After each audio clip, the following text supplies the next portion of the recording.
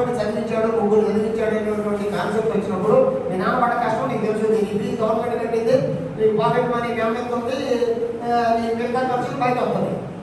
ఇటువంటిప్పుడు అటువంటి ఉన్న టైంలో సమాజం పట్ల అవగాహన కల్పించేటువంటి స్టూడెంట్స్కి సమాజం పట్ల అవగాహన కల్పించి పక్కన ఏం అవుతున్నాడు. మన బతకానికి ఏమంటే మనందరితో సహా మన పిల్లలు మనం కోరుకునేది ఏంటంటే 1 లక్ష రూపాయల ప్యాకేజ్ వచ్చిందా, లేకపోతే ఉద్యోగం వచ్చిందా, ఏ కంపెనీలో పనిచేస్తావు, ఏ పిల్లలు కోరుకుంటావు, ఏ ఇల్లు కోరుకుంటామని మాత్రమే నేర్పిస్తున్నాం.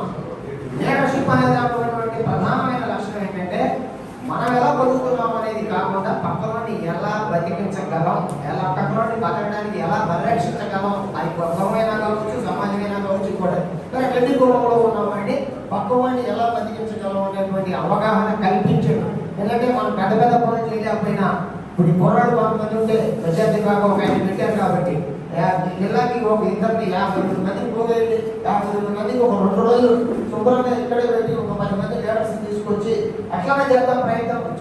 ఇది ఎట్లా స్ప్రెడ్ అవుతాం, మనం తయారు చేసుకోవద్దు, ఎట్లా స్ప్రెడ్ అవుతాం, ఎంతసేపు మనం విమర్శగా తీసుకోవద్దు ఏ విషయాన్ని కూడా, ఎస్సీలైనా ఇంకోడైనా.